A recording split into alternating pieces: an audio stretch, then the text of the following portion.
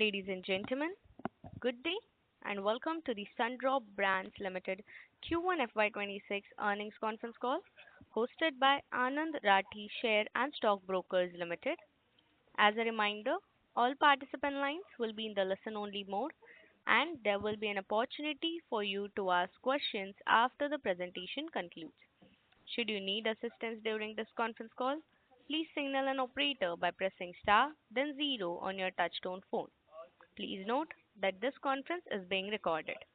I now hand the conference over to Mr. Ajay Thakur from Anand Rathi Share and Stock Brokers Limited. Thank you and over to you, sir. Thanks, Shruti.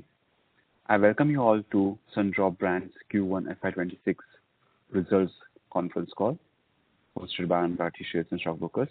From the management side, we have with us Mr. Nitish Bajaj, Group Managing Director, Mr. Ashish Sharma, CEO and Executive Director, and Mr. KP Srinivas, CFO. Now, without much of an ado, I shall like to hand over the call to Mr. Nitish Bajaj for his opening comment, followed by the Q&A session. Over to you, sir. Yeah, hi. Thank you, Ajay, and good morning all. Good afternoon all, as we speak. Welcome to Quarter 1 update earning call for the Sundrop business. I hope all of you have downloaded the presentation.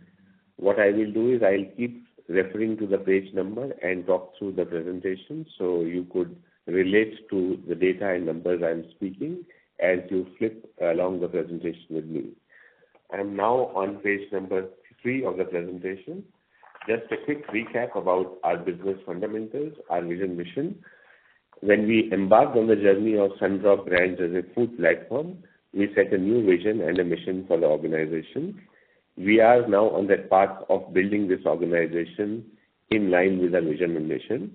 Our vision remains to bring joyful food experiences to the evolving modern consumer, and we would continue to do this through giving innovative, delicious, and convenient packaged food solutions to our consumers, and in the process create strong value for all our stakeholders.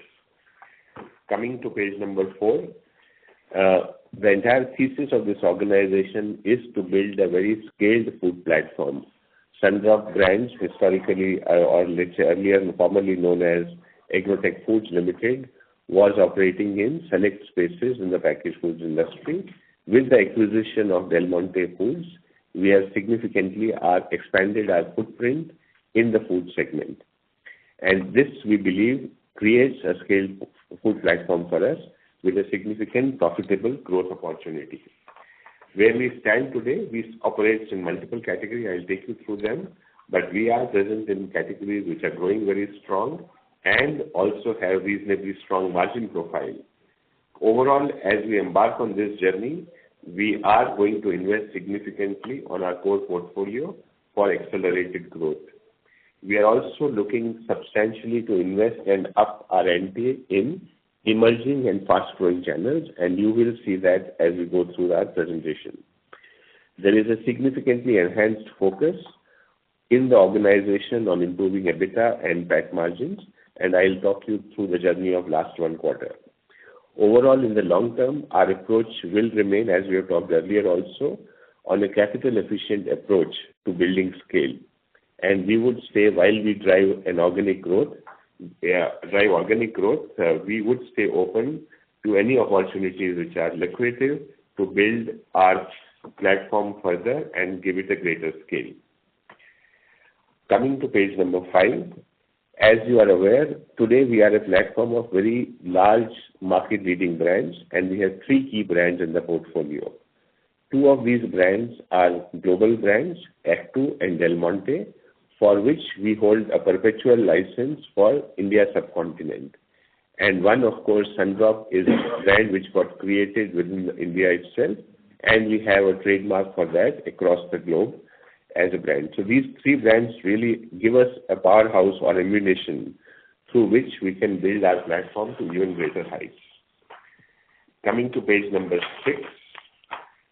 Today, as you can see, our portfolio with the acquisition of Del Monte Foods has become a very large and diverse portfolio. Earlier, we were dominantly present in staples and snacking business, as we call it. So we had, in the snacking business, we had F2 as a lead brand, where we were giving convenient packaged food snacking solutions, both in-home and out-of-home consumption.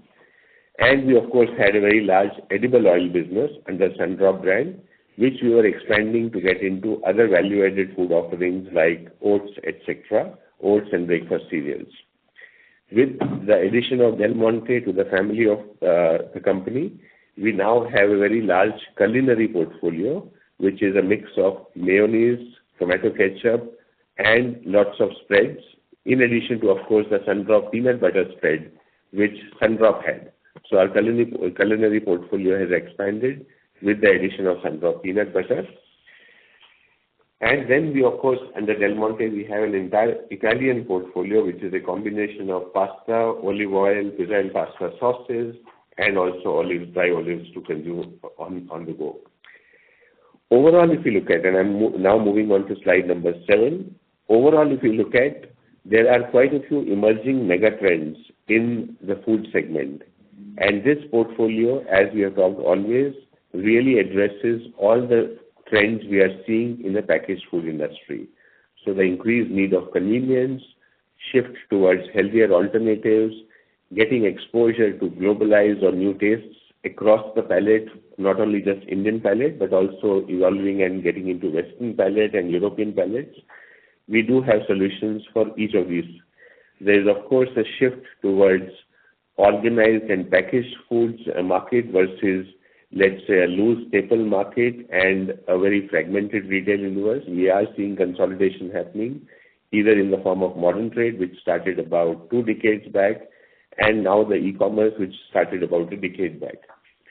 There is an increase in in-home consumption of packaged foods. There is, of course, premiumization. Consumers are open to trying value-added premium products in this segment. There is also a lot of out-of-home consumption because today's consumers are much more mobile and eating out often. So there is shift to also consuming significantly out of home. Sustainability and concern for environment is increasingly more relevant in the times we live in. And last but more important, one of the more important trends and more recent trends is the rising consumption of protein in the diet. Coming to slide number 8, and this some of you would already be aware, we have talked about in the past presentations also. With the combined portfolio, we today have a very strong distribution network in the organization. We cover pan-India geographies. We also do have a business in Bangladesh and opportunity to expand into other Indian subcontinents. We have expanded our business to cover all modern trade channels. So we have a very strong footprint in all direct modern trades and also all standalone modern trades which exist in the retail environment. With the emergence of e-commerce channel, your company has kept pace and also made sure that we are present in all e-commerce portals in a very strong way in both organizations. Our total retail coverage has now expanded to almost like 500,000 outlets, which we directly cover. As a combined platform, we have about 1,800 distributors, which help us reach these 500,000 modern retail outlets, plus the modern trade, standalone modern trade and e-commerce. And put together between two organizations, we have 1,700 strong field force.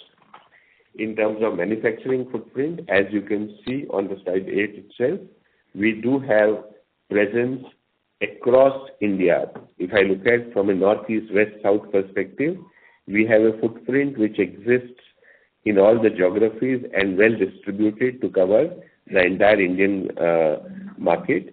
We also have a plant in Bangladesh, which helps us cover Bangladesh market. Put together, we have 9 manufacturing facilities, and we would have our coverage within a 300-kilometer radius through one of our plants. And that is very important parameter for our snacking business, which does require a well-distributed manufacturing setup. Now moving team to slide number 9 on our Q1 update, our quarter one update. I know all of you would have been waiting for this.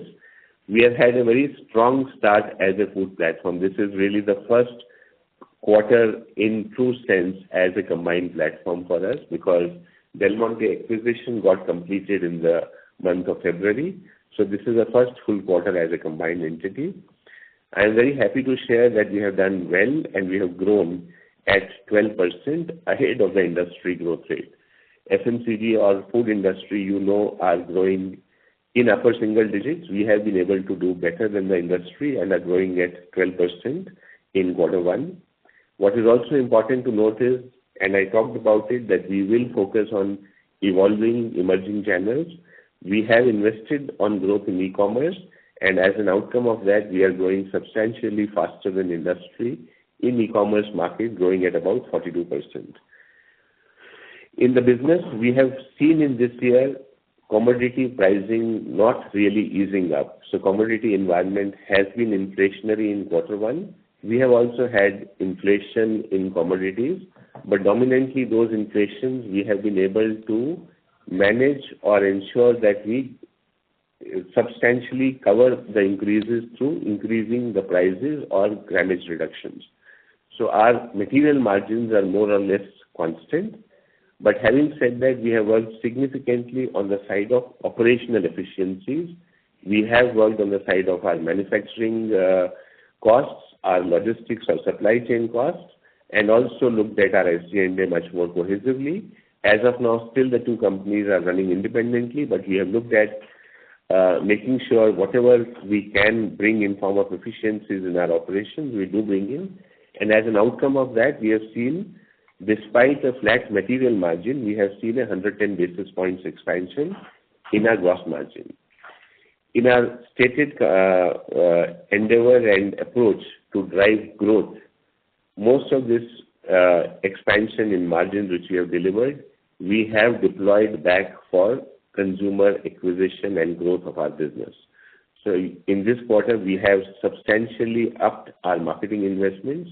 Our A&P has grown significantly at 58%. And as an outcome of this, we are seeing accelerated growth coming in the business. We have also invested a little more on our expansion of coverage, and we have added about 11,000 outlets in this quarter versus last year, same period.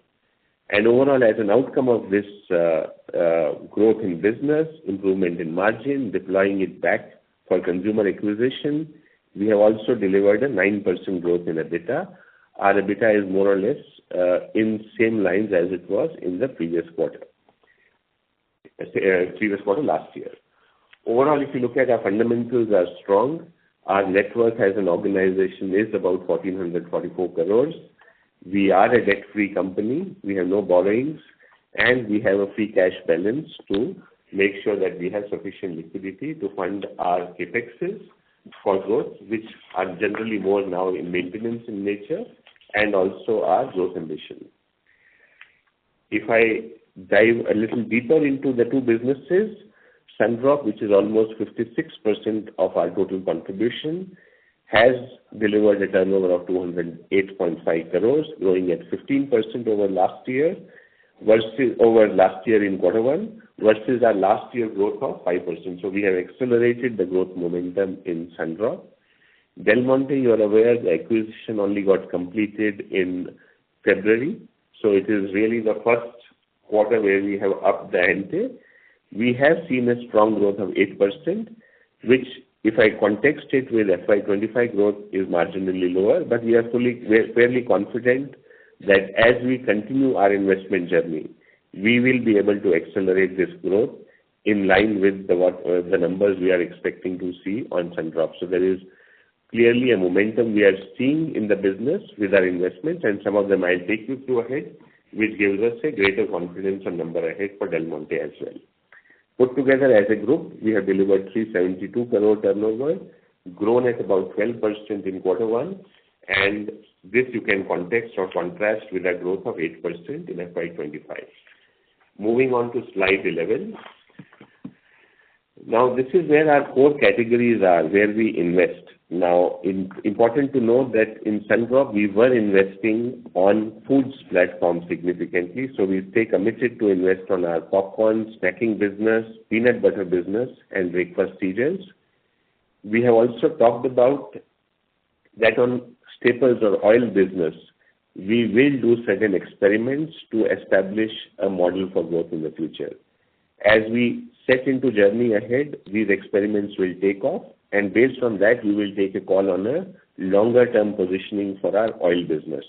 As of now, our ambition is to ensure oil business is managed at protecting the volumes, but based on successes in certain investment theses which we are putting, we will take a forward call later, and we will share with business and with all of you at an appropriate time when we have a stronger or a deeper view on how we want to build the oil business. In the Del Monte portfolio, our focus will be on culinary, which is ketchups and sauces and mayonnaise, and on Italian range, which is a mix of olive oils, pastas as a business. So staying to these core categories where we have been investing over last few years, and of course we have upped the ante in the last quarter, we can see that there is a significant growth happening through these focus categories, and contribution of these focus categories in the business have moved in last 2.5 years, or little less than 2.5 years, from 53% to 61%. Moving to slide number 12, we are also seeing a very strong growth, which is in each of the core categories. So just to nuance it for you, our popcorns and snack business has accelerated consistently over last 3-4 quarters as we have increased the investments in that business. And last quarter we have grown at about 21% in value and 12% in volume terms, significantly ahead of industry growth. Our culinary business did have certain pricing pressures, which we did pass on to from the competition side. We did pass on some price reductions. As an outcome of this, you may see that we are growing significantly on volume. We are acquiring more consumers. The volume growth is looking a little muted. We do expect that we should be able to increase the value growth also in periods ahead, because as a first outcome, we have experienced that in this business, our product offerings are very strong, and consumer stickiness once they experience our product is very high. So as we continue to drive volume expansion, we are also confident that this should result in longer-term sustainable growth for the business.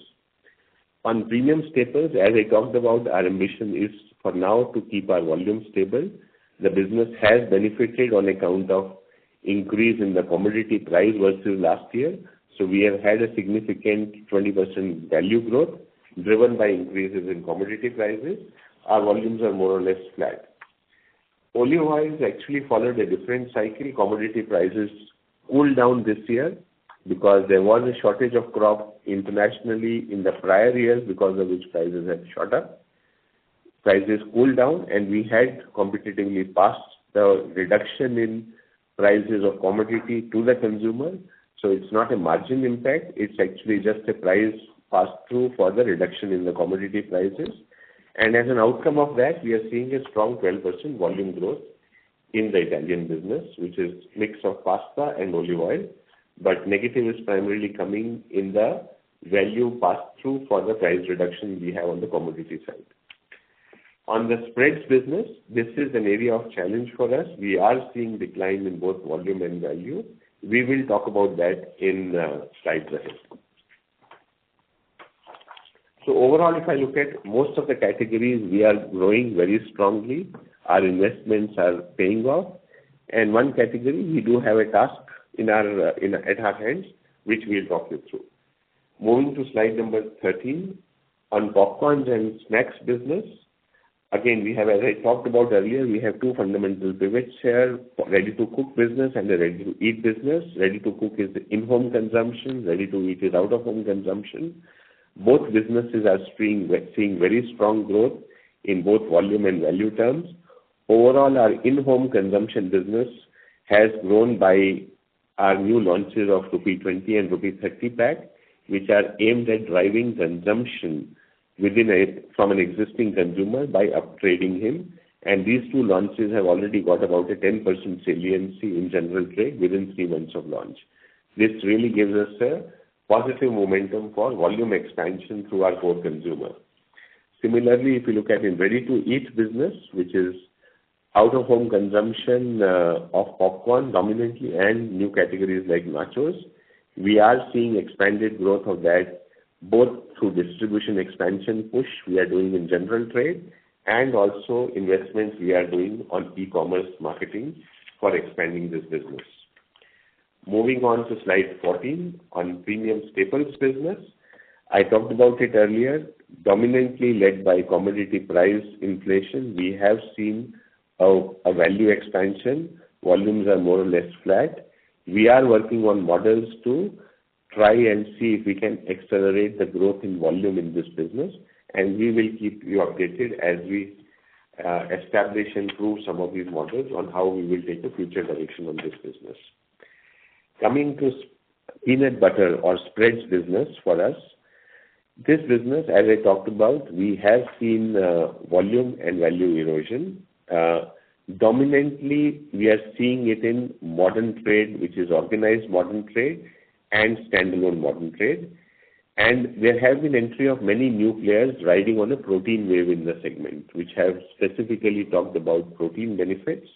And of course, there is also pricing pressure from the existing players who were operating more in the family consumption segment like us. They have, with the onslaught of new players, also resorted to pricing pressures. We have looked at our business very, very strongly. We have developed multiple new products in our pipeline, and some of those are getting launched in the period we are speaking now. And this pipeline is really critical and for us to gain that, recover our volume share from the competition in the period ahead. What we have been able to positively establish is by investing on our brand harder and sharper on the existing portfolio in e-commerce, we have been able to demonstrate a very strong 59% growth. And as we replicate our innovation strategy and invest on mass media and in distribution expansion, presence in modern trade for the full expanded range, we are also confident that we should be able to turn this business around in coming quarters. Coming to slide number 16, culinary. Here, culinary, I am talking primarily ketchup, sauces, and mayo or emulsions business. As you can see, this business is a very competitive category. Del Monte is a challenger brand, but has a significant headroom for market share expansion. So our focus is on expanding our market share and growing our business. As an outcome, we have stayed competitive in this category, and by being competitive on pricing, we have also gained significant volume share, both in consumer-fronted business, which is strong in ketchups and sauces, and also food services or B2B business, which is very strong in our mayo category. We are also looking at leveraging the Sundrop distribution network in the period ahead to expand the growth in this business. Coming to slide number 17 on an Italian business. Here I am talking more in volume growth theme because as I talked about, olive oil did see commodity prices softening and competition and us have passed the benefit of that to consumer. There isn't a margin impact of that. It is primarily to make sure that our volume continues to grow, and through that we have made sure that we protect our margins as also we grow volumes in this business significantly. So pasta business, which hasn't seen much of shift on the commodity side, is growing both on volume and value terms, driven by our investments in modern trade and e-commerce channel. And olive oil business has declined in value but has grown handsomely by 18%, driven by our investments in e-commerce, modern trade, which is where this category is very salient. Coming to e-commerce business team, we have invested. I'm on slide number 18. We have invested significantly on e-commerce performance marketing across quick commerce and hybrid platforms. And as an outcome of it, both businesses are reflecting very, very strong growth in e-commerce channel, and this is of course the future an emerging channel which is seeing increasing saliency. So in a channel which is seeing increasing saliency, we are delivering a very fast growth, and that also gives us a greater confidence on our business dynamics ahead. Coming to slide number 19, I am on brand marketing spend slide. If you look at, I did talk about it, we have invested and we will continue to create opportunities, create business profitability and margins to be able to invest on sharper growth of our business. We have invested very, very strongly, growing our marketing investments by almost 58%. 40% of those investments have gone behind media, both TV and digital media. We have in fact significantly increased our investments on digital media, as also on e-commerce channel, both in terms of performance marketing and also driving traffic. As a combination of this investment, we have seen significant accelerated growth momentum in all channels of the business. Coming to slide 20. Now, slide 20 is the reported financials. They are not in true sense comparable, so I will not spend too much time on it. Just to give you a heads up on this, quarter one is a combined entity business of both Sundrop Brands and Del Monte Foods in FY26, but in FY25 it is only the Sundrop brand business, and hence the two numbers are not really comparable. For all of you, we have put comparable pro forma financials in slide 21, so I'll move straight to slide 21. Overall, I talked about it. Our top line, driven by our marketing investments, has grown at about 12%. Our material costs have increased, so there has been a commodity inflation.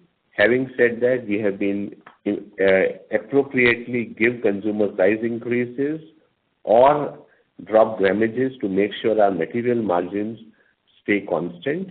This you can context it with a lot of news you may have heard from our competing peers. Most of them have experienced pressure on the material margin side. We have been able to hold on to our material margins.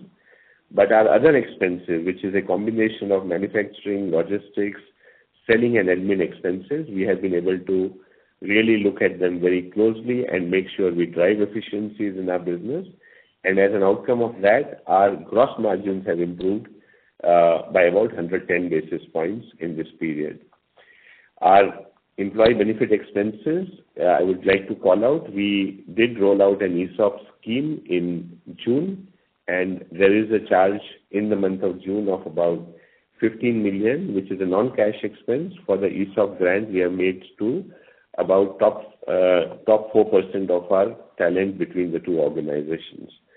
And our advertising and promo expenses, I talked about, we are investing for growth, so they have seen a substantial investment expansion, which we believe strongly is very critical for long-term growth of the organization, and that will help us drive scale. So overall, as an outcome of this, at a reported like-to-like basis, our EBITDA has grown by 9%. Our EBITDA margin is at 3.7%, much like last year. Having said that, there are two expenses I would call out again for your reference. One is the ESOP expense, which is a non-cash charge of 1.5 crore in quarter one. And second is some of our cost improvement projects which we are running in the business have taken, we have put in some one-time advisors on board who are helping us drive these cost improvement projects. So these are one-off expenses which are of the nature of 1.1 crore in quarter one. And if I actually take these out, our normalized EBITDA for the quarter would have been 16.3 crore, which is about 4.4% of sales. And that is growing at about 30% versus last year. So that's in sum our quarter one financials. Coming to the last slide, slide number 22, just a quick reminder for our thesis behind this platform and how we are looking to build this platform going ahead. We do have a stable of well-known brands which cater to our vision and mission of serving our modern evolving consumers with delicious innovative offerings. We do have a portfolio of offerings within these three brands which ride on the mega consumer trends, which are driving the consumption of packaged foods, the segment in which we operate in. We also have presence in all high growth and strong margin categories. In some of them, we have leadership position. In some of them, we are challenger, but we do have a significant headroom and the equity of brands to expand our market share. We would continue to make strong and significant investments on driving growth, accelerating our growth momentum, while at the same time making sure that we keep a very capital efficient approach. And that's why when we do experiments or we, let's say, would get into newer areas of investment, we would follow an approach to test it and based on the tests, scale it up to the next level. So capital efficiency, whether we enter into new categories or we take a position on expanding any business, will remain at the heart of our business fundamentals. Last, and this we have talked about, and this is still an early part of our journey, we do have very strong complementary channel between the two companies, both in terms of brand portfolio and also in terms of sales and manufacturing setup, which can help us leverage strengths of each other to drive an accelerated growth of the business. And as an organization, we do have a very strong management team sitting with me and also working day in, day out in the market space to make sure that we drive growth, we improve our profitability, and create significant value for all our stakeholders. Thank you. And now I will give it back to Ajay so we can open it up for question and answer. Thank you very much. We will now begin the question and answer session.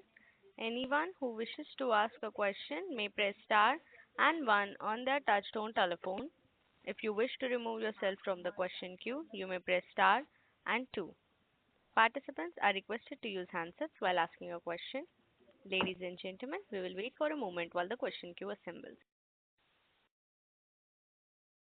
The first question is from the line of Percy Panthaki from IIFL Securities.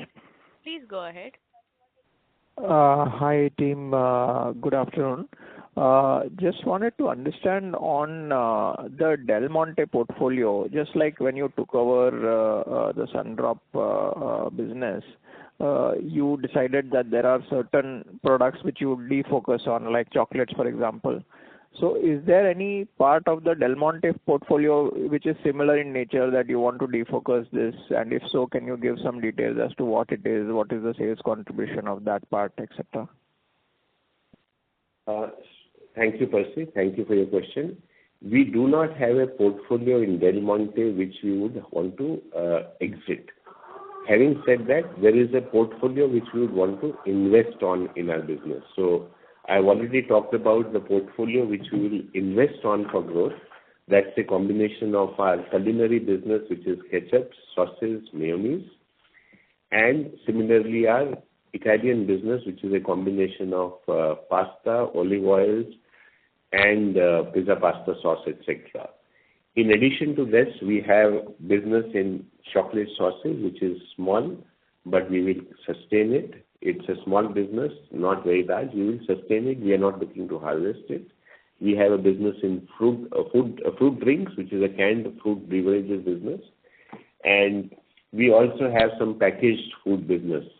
All of them operate in niche spaces, I would say, because fruit drinks is a canned fruit drinks market. Not very large, but we have a sizable presence.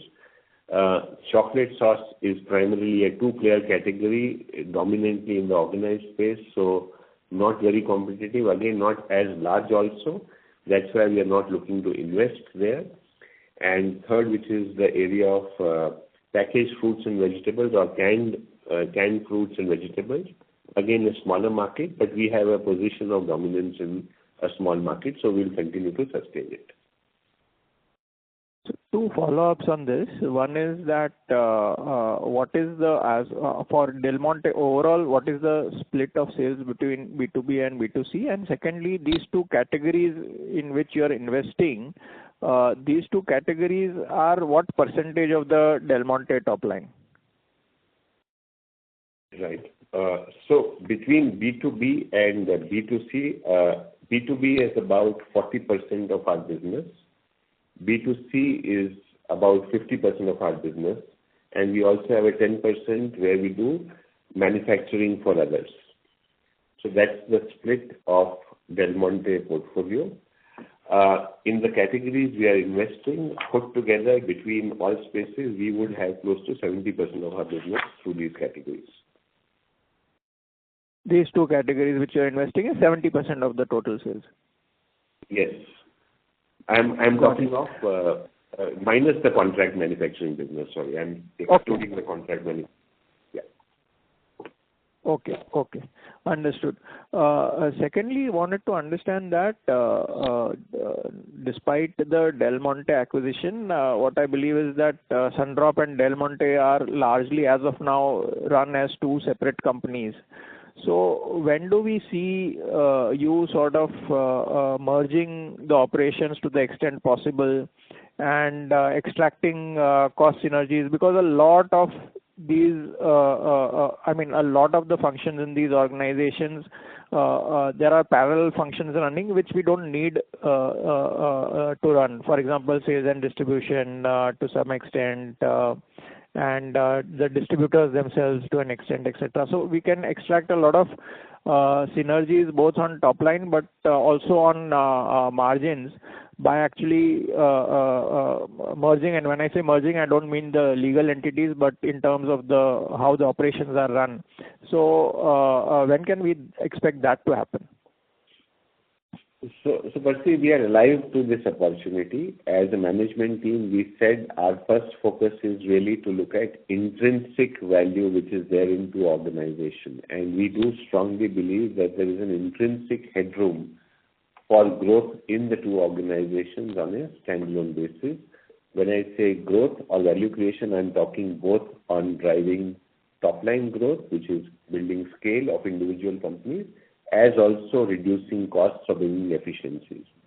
So for this year, our stated, and we have talked about it earlier also, for this year, we really want to understand the business to the last level of detail and understand the strengths of each organization so that we are well prepared as we move into the journey of integrating and building a cohesive organization. So in a nutshell, I would say this year would remain as a standalone business. Next year onwards, we will start getting into the journey of unlocking the values by making sure that we have an optimized organization structure. And we also do not take away anything which is fundamentally driving the growth of business, and also deploy some of the resources. See, eventually these are large. We are a large organization, and we still have a significant headroom for expansion of our coverage, building a more stronger cohesive teams between the two entities put together. So we would get into the journey next year, but we want to go with a very clear understanding of what are the strengths, where do we need to build greater strengths and greater team sizes, where can we potentially integrate to bring some synergy benefits. That understanding we will build in this year and then do the journey in year ahead. Understood. And last question from my side is that as far as your margin is concerned, I think in the last call you said that for this kind of scale of business, ideally the margin should be in double digits, and we would do that journey over the next few years. So not asking on a timeline or anything, but just asking on what would be the drivers of that margin. Supposing if we have to go from a 4% to a 10% and the 600 basis points has to be traversed. So how much of that can come from the merger synergies? How much can come from a gross margin? How much can come from a operating leverage? Some kind of help us to think about this question. Yes, so it is a nuanced question. We are also still trying to understand deeply, and at this point what I will say is more directional because we need to still understand it deeply. But broadly, the four levers which will be there for us for expansion of margins, we have called them very correctly. There is a headroom for making sure our efficiencies in the existing business itself are there. And some of them we have already started to see in this year. Having said that, we have deployed that in marketing and because we want to accelerate the growth. So margin expansion on our operations, which could be, let's say, I would say about 20% of our total efficiency we are looking to gain, is already being delivered, and that those projects are in progress, some of which have started to give results. Some, as I talked about, will give results in period ahead.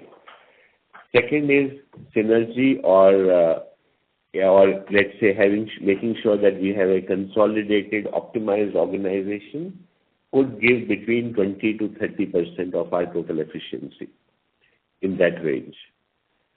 Growth and scale would again give another 20 to 30% of the efficiency. And lastly, if I have to talk about purely from which is the one I missed here? So I've covered scale, I have covered growth and scale I have covered. I have covered operational efficiency, integration, and on the procurement, or let's say on the cost of inputs, as we call it, material margins. See, that's a dynamic market. I would say maybe 10% could come from there. We do have a fairly competitive cost structure, but through a combination of expanding scale, we may be able to get a 10% leverage coming from our material margins. Got it, sir. Thank you. That's all from me. All the best. Thank you. Thank you. A request to all participants, please restrict your questions to 2 questions per participant. For more questions, please rejoin the queue. Our next question is from the line of Shirish Pardesi from Motilal Oswal. Please go ahead. Hi team, good afternoon. My 2 questions, starting from Act 2, we have delivered a very strong growth of 21% value and 12% volume. When I look at the larger growth, which appears to be driven by the ready-to-eat segment, which is you have reported 39% growth. What is it that we are trying to do? Is it that the new product launches, or is it the distribution scale-up which is driving this growth? So if you look at in our traditional trade, which is the mass market, it is the distribution expansion which is the key driver.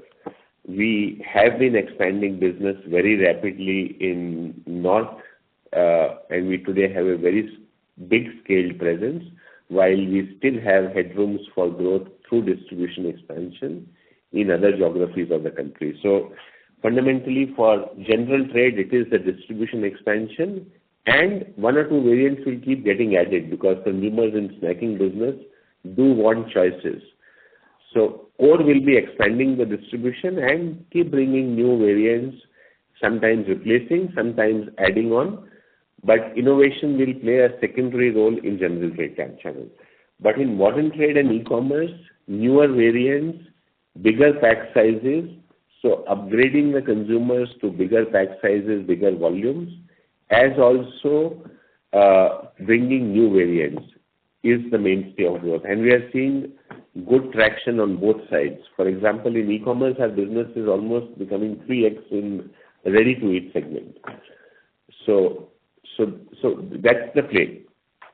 And just to add, Shirish, to this Ashish, question, this is Ashish, right? Yeah, so Ashish. just to add to this, one integral difference between ready to cook and ready to eat is that the certain flavors are not very conducive to be offered in ready to cook, right? Which are 2 steps.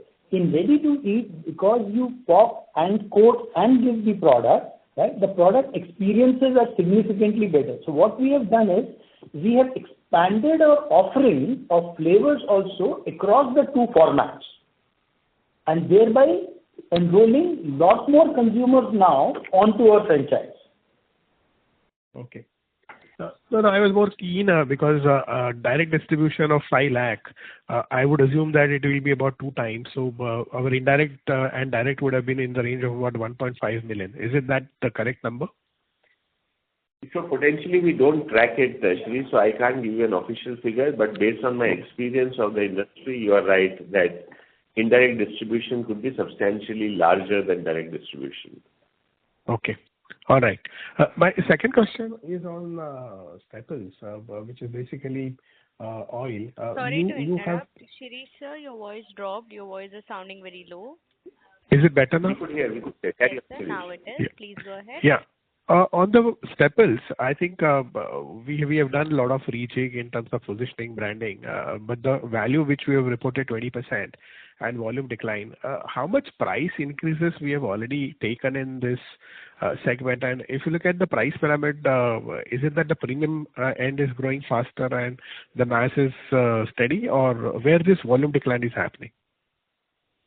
So, see, if you look at 2%, honestly, it's not really a big decline. And if I contour the 2% for you, it is largely in June we dropped, but there was a duty reduction which government did in month of May, because of which trade did hold a position that prices may come down a little. Having said that, most of the duty reduction benefits have gone away with the inflation we are seeing to continue in the edible oil segment. So I would not really call 2% as a volume decline.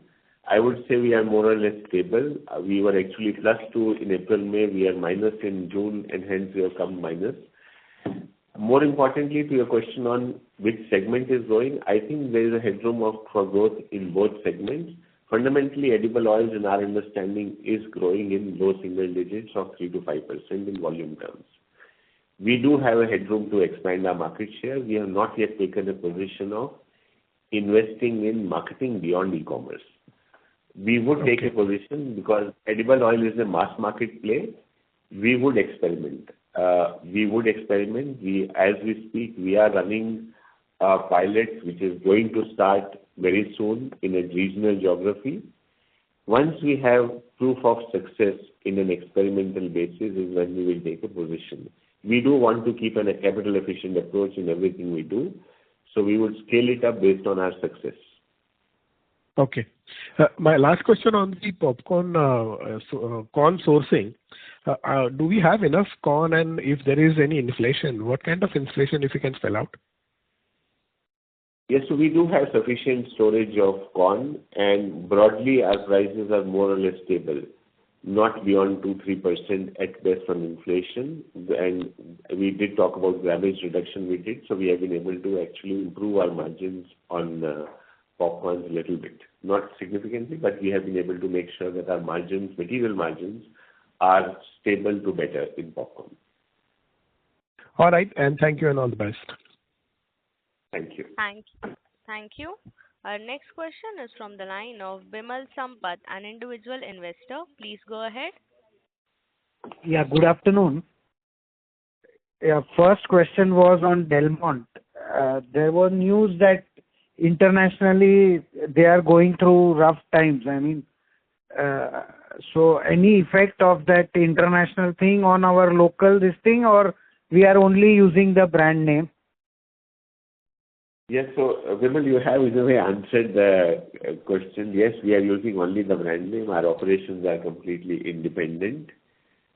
Yes, some of the US subsidiaries are going through a difficult time, but Del Monte globally is split into multiple entities, some of which in US operations are going, but our operations are completely independent, and we only have the license for the trademark in India and Indian subcontinent. Okay, and second thing is, now that we have scrapped some plants and all, so what is our capacity utilization as of now? And are we planning to go for contract manufacturing to sweat the assets better? Yes, so I'll answer it for two organizations separately. Broadly, at an organization or a group level, we would be between 60 to 70% capacity utilization for most businesses. In Sundrop brands, we do have sufficient headroom for growing our IPC, which is ready-to-cook business.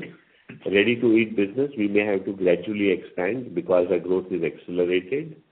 Beyond that, in all other categories, for oils, we use third party, so we don't have a constraint there. On other categories, like nachos, breakfast cereals, we have a sufficient headroom for growth. So I do not see any capex investments beyond of routine nature, what you would see in our general P&Ls every year in Sundrop business.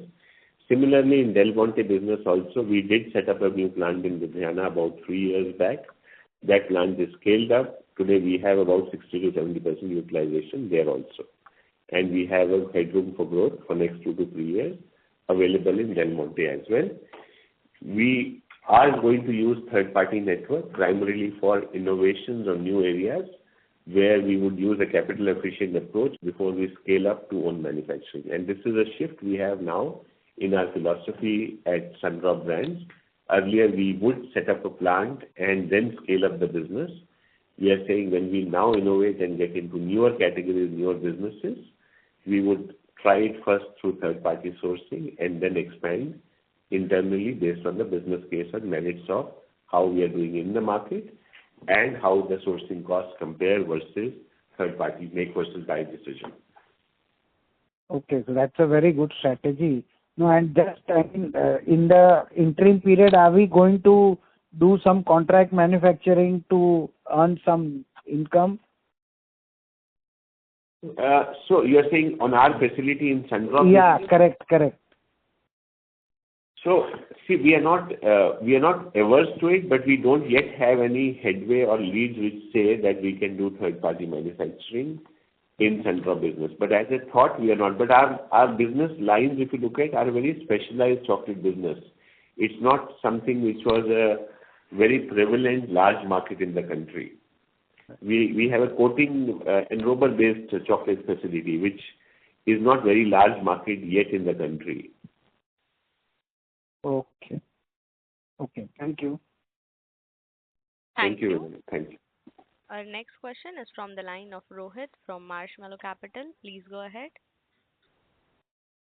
Thank you for the opportunity, and it was a very nice and helpful presentation that you did in the beginning of the call.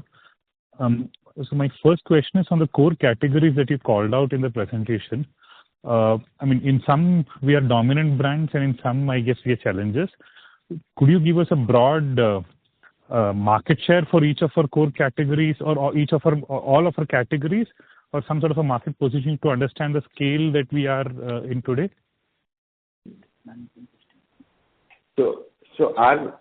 In many of these businesses, we do not officially have tracking at our end, but we have management estimates. I can give you a more directional answer. In popcorn, for example, we would believe that we have 85 to 90% share of the overall market. So we are a dominant market leader in the organized packaged foods popcorn industry. And nuancing it, it may be 90% in ready to cook, maybe 75% in, let's say, ready to eat segment.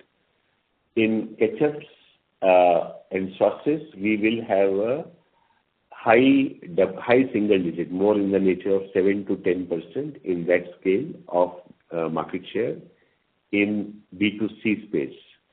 In B2B space, I don't have an estimate with me myself. I will need to come back on answer on that.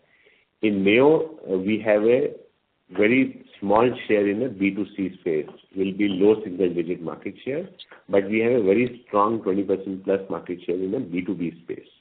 So our mayonnaise business is a very strong B2B business, but we have a very strong headroom for growth in B2C space. In ketchup, we have a more evenly distributed business between B2C and B2B, and we have a headroom for growth across. In olive oils, our share will be again close to 20%, dominantly a B2C business. Pasta is also for us dominantly a B2C business. Our market shares will be close to 30%, 25 to 30 in that range. Yeah. Yeah, thank you. This was helpful. Yes. Yeah, sorry, please go ahead.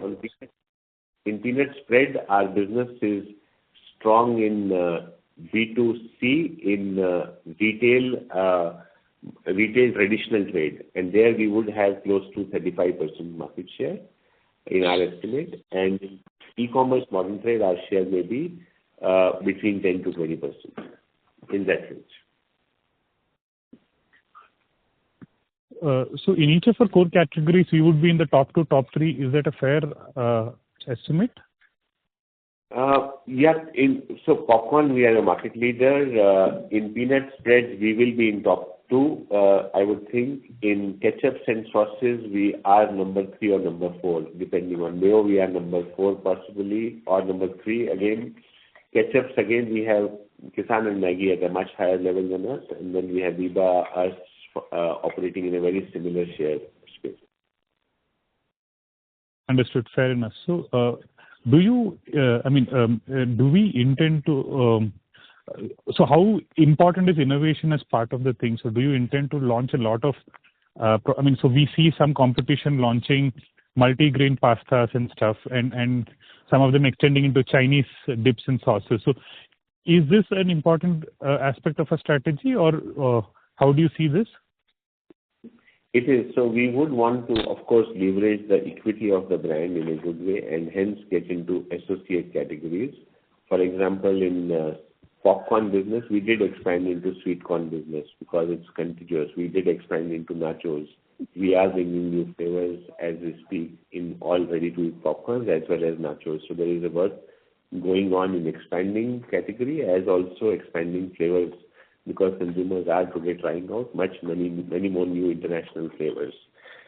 So that's there. Similarly, on sauces, we did enter into Chinese sauces space using Del Monte brand. So that also is already in the market innovation. We do work on the B2B side with our partners, and that also is often a source of innovation and new product launches, because many times these B2B customers have a specific brief for us to work on. But innovation is part of our philosophy of growth, and is very strong teams are there in both organizations to drive innovation. Thank you. That's it from me. Thank you for the answers. Thank you. Our next question is from the line of Dhwanil Desai from Turtle Capital. Please go ahead. Hi, good afternoon, team.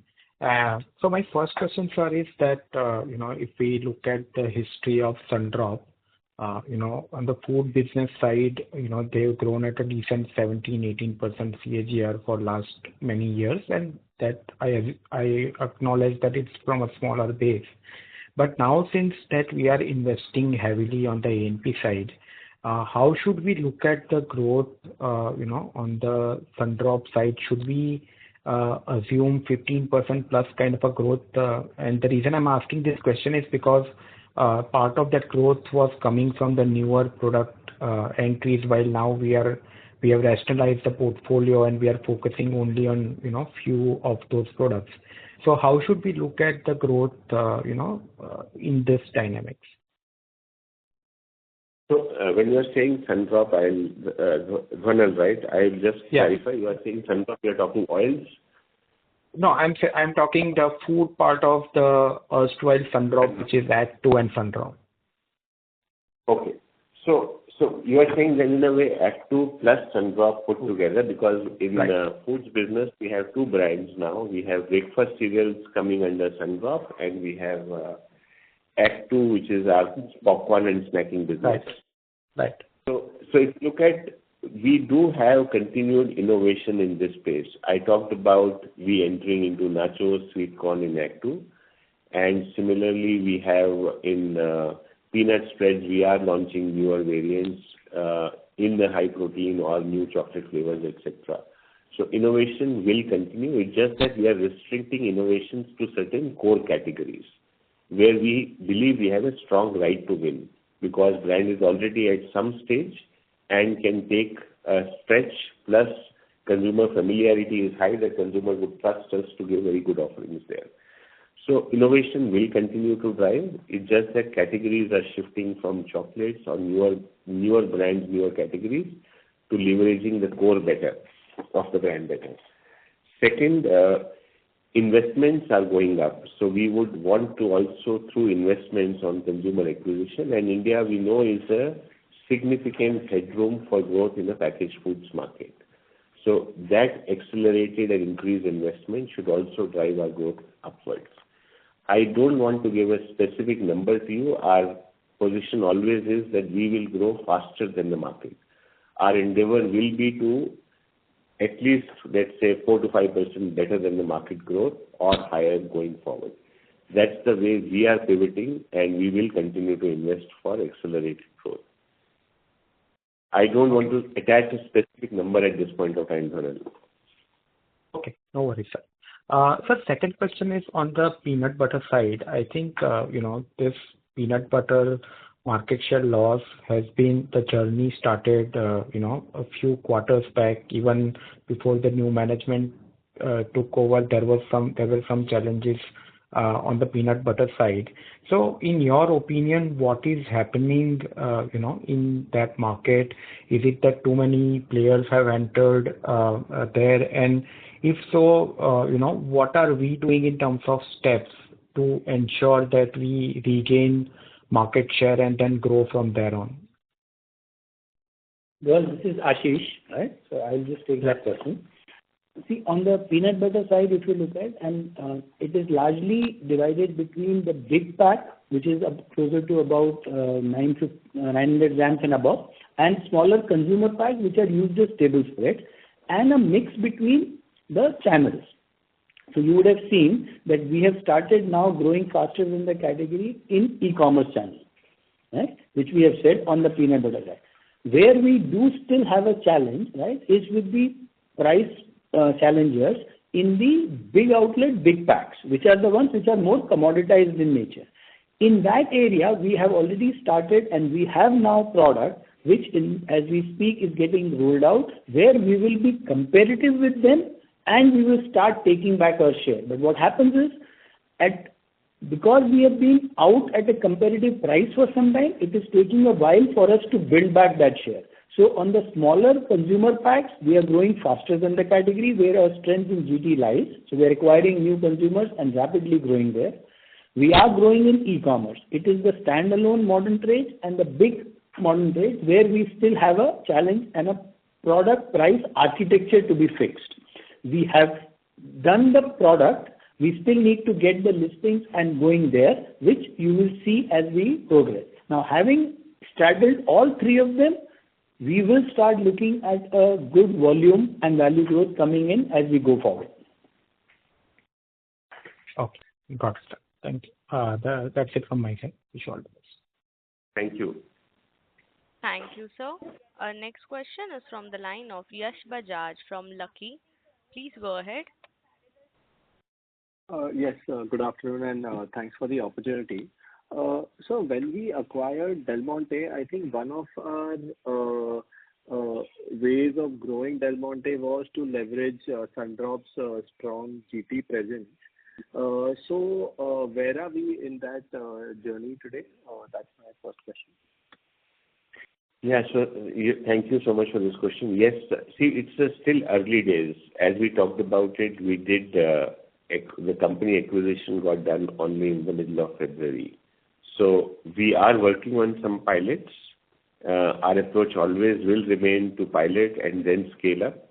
So between the two teams, we are working on few pilots where we carry the distribution of their products in a regional geography, see what kind of response we get through that expansion, and what kind of challenges we get from existing trade partners, because there are existing trade partners who are servicing that business in every geography. Once we learn that entire thing is when we will scale it up. So this year will remain on experimentation in leveraging the network of Sundrop for expanding Del Monte business. We will focus on the core categories, which is culinary primarily in this year.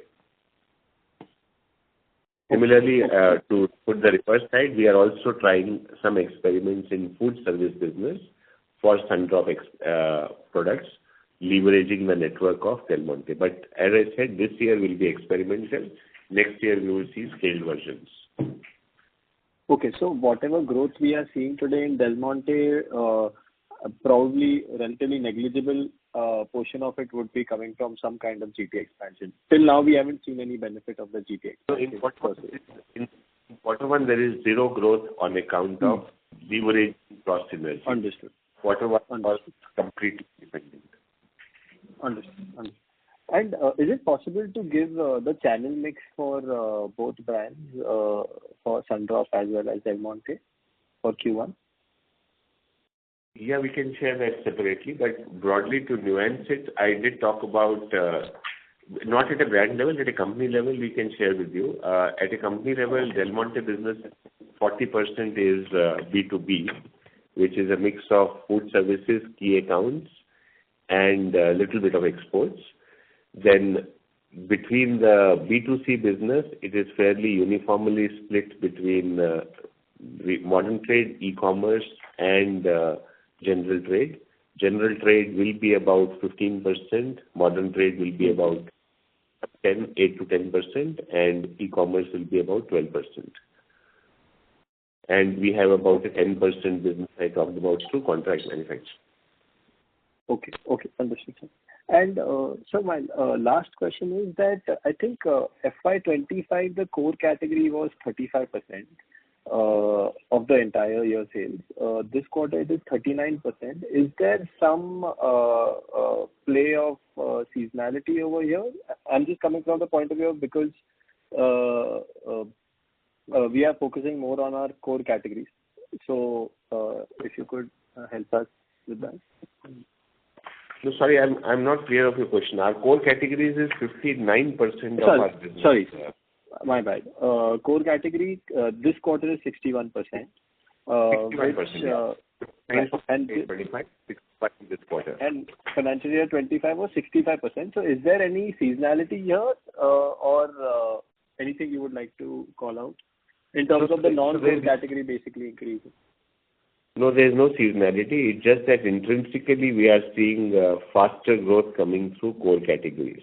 So the trajectory is very clear. Core categories were 53 in FY23. They became 59 in FY25, and they are 61 in FY26 quarter one. Okay, it is 59% in financial year 25, the core category? Yes. Yeah, okay. It was there at yes. Okay, sure. Okay, thank you. That's all from me. Thank you. Thank you, ladies and gentlemen. That was the last question for today. I now hand the conference over to the management for closing comments. Over to you, sir. Sure. So thank you all. I would not take too much of your time away. We are already well past the time. So thank you for being present and for your wonderful set of questions. As we said, we are committed to drive accelerated growth and improve the value for our stakeholder. As a management team, we would continue building our journey, going from here of working to improve our efficiencies in business, but deploying them sufficiently and smartly for accelerated growth of the business and continuously increasing the value for our stakeholders. Thank you so much and wish you all the best and looking forward to a next meeting also in quarter two. Thank you so much. Thank you. On behalf of Anand Rathi Share and Stock Brokers Limited, that concludes this conference. Thank you for joining us, and you may now disconnect your lines. Thank you. Thank you.